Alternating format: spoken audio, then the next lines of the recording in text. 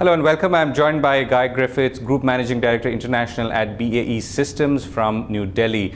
Mr. Griffith, thank you very much for speaking with us. So first question, how do you view the overall aerospace and defense market at this time, and more so in the context of the kind of geopolitical shifts that we've been seeing? Well, yes. I think for the defence and security sector, then we are actually in an interesting period of transition. So I guess traditionally for many of the large OEMs, the United States and Europe have been the markets that really have been preeminent for us. And whilst it's undoubtedly true they remain extremely important, and we expect that to be the case for many years to come, as we look to grow our businesses, it is actually towards other international markets in South America, Middle East, and in particular Asia, clearly including India most prominently amongst that, that we see opportunities for long-term growth. So what I think we're observing at the moment is that companies such as BAE Systems are increasingly focusing their investment on some of those newer markets and looking to establish growth opportunities in those new geographies. Right, so is there a shift in the kind of business or the nature of contracting that you've been seeing in recent years? Well, I think one interesting area that certainly as far as BAE Systems is concerned, we've been anticipating for some years, is that the old business model of simply exporting equipment and services from our traditional homes in the United States and Europe is really not one that meets the requirements of customers in these new markets today. Quite understandably, countries such as India are saying that in buying defence and security equipment and services, whilst clearly there's an imperative for them to buy the very best in terms of equipment and capability, equally important is that through those purchases they actually are seeing economic and social benefit for their economies and for their communities. So industrial participation, the creation of high quality employment opportunities in the countries of sale such as India are ever more an increasing component of the sort of deals that are being done.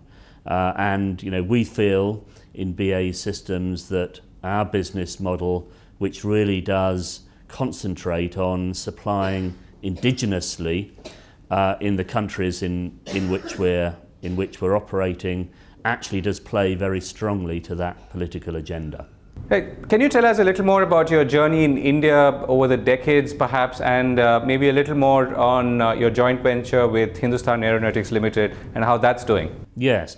BAE Systems has had a relationship with India actually extending over the last 60 years, and there's a legacy of particularly in the air sector domain of supplying a succession of combat aircraft and training aircraft over that time.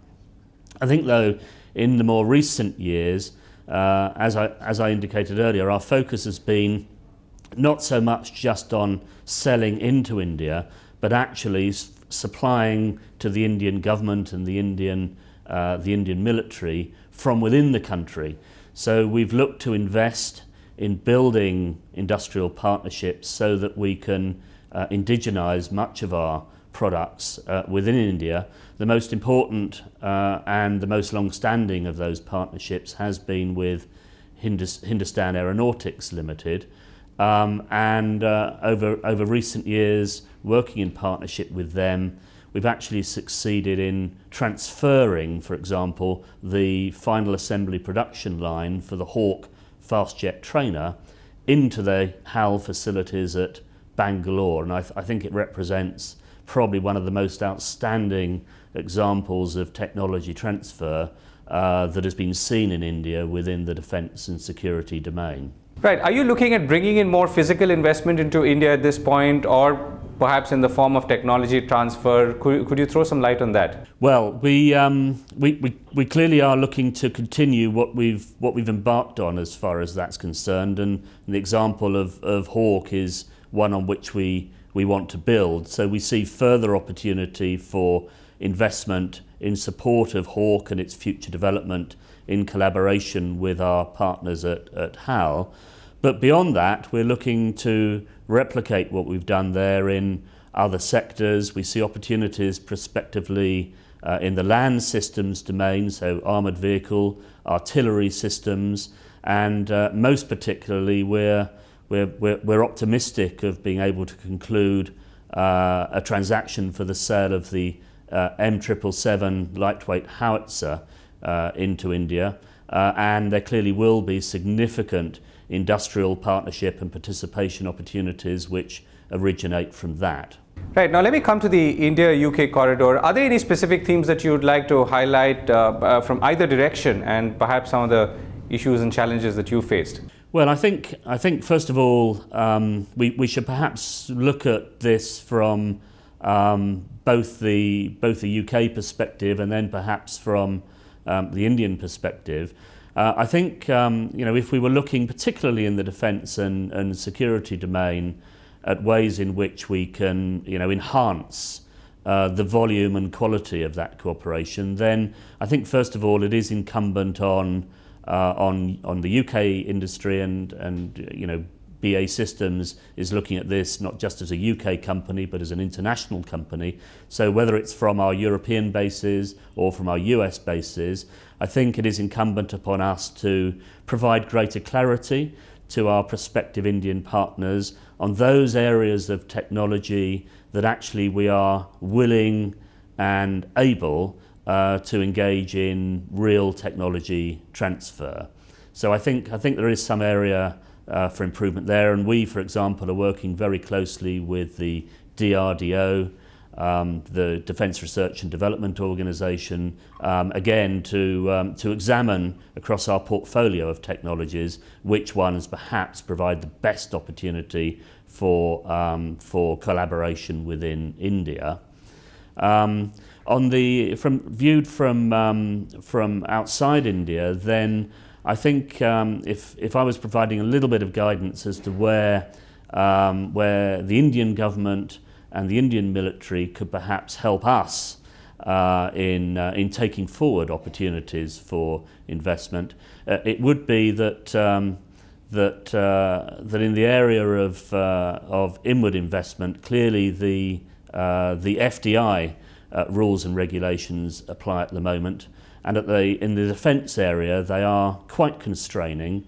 And our advice, I think, would be that the business case for taking forward opportunities for collaboration and technology transfer would be considerably enhanced if there were to be some relaxation of the FDI limits.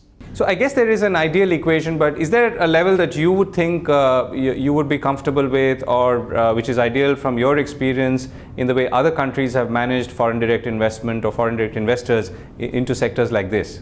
Well, I think it is difficult to generalise, and I'm sympathetic with the Indian government in wanting to be cautious in terms of what it does here.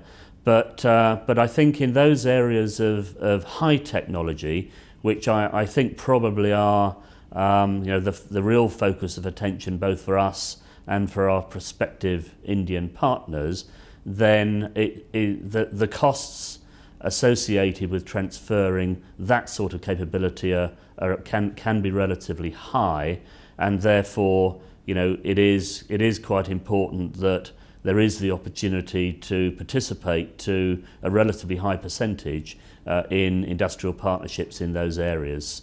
Perhaps in some of the lower technology areas, the existing FDI cap is one that is not in itself a particular constraint, but certainly from the discussions we've had with prospective Indian partners, both in the public sector and in the private sector, the real appetite is to access the higher technology areas, of which clearly BAE Systems has many.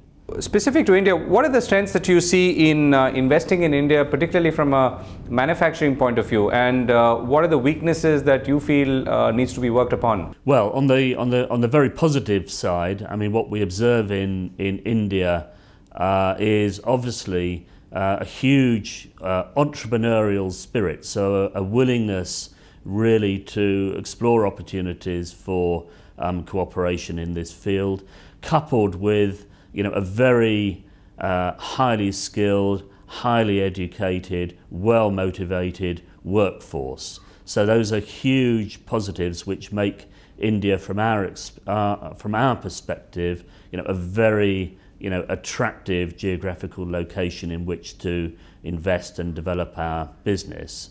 I think if I was looking for areas of potential weakness, if that's not too strong a word, it would be first of all a need, as I've indicated earlier, perhaps to give us a little greater clarification in terms of FDI and the appetite for inward investment in this sector, in the defence and security sector. And another area that I think would be helpful to us would be clarification in terms of procurement strategy as to whether we are being guided towards partnering with DPSUs, with state-owned industrial enterprises, or we're being encouraged actually to build new partnerships with the private sector. We're willing and able to do either or both, but some of the guidance we've had, perhaps up to now, would benefit from a little greater clarity. Yeah, and Mr. Griffith, are there any experiences that you would like to share with other potential investors who are looking at India, particularly in the defence and aerospace area, or your peer group? Well, I think the advice I would share there is that we all need to recognise that that the investment proposition in terms of India, whilst we think it is a compelling one and a strong one needs to recognise that it is a long-term proposition. So there are no short-term wins here, and I think our business strategy as a company marries very well with, I think, the aspirations of the Indian government, and the Indian government's aspirations really are to reward those who are willing to commit themselves to long-term investment here, build long-standing partnerships with industrial players, and to embed themselves into the industrial infrastructure such that we can be regarded here very much as not only an international company but an Indian company operating within this nation. So my advice, I think, would be recognise it's a long-term play, set your investment expectations accordingly, and our conviction is that in the long term that will pay dividends. And Mr. Griffiths, finally, is there some personal anecdote that you'd like to share with us, really which arises from your many visits here and illustrates how things have been going for you and BAE Systems in India? Well, there's so much that I've found rewarding and interesting. I suppose in relation to our long-standing relationship with HAL, I guess one of the most enjoyable moments for us was when David Cameron, the British Prime Minister, was visiting India himself. I think it was his first visit as Prime Minister to India in 2010, and we had the opportunity to take him to the Hawk production line at the facilities of HAL in Bangalore, and he was able to see firsthand what technology transfer in the defence and security sector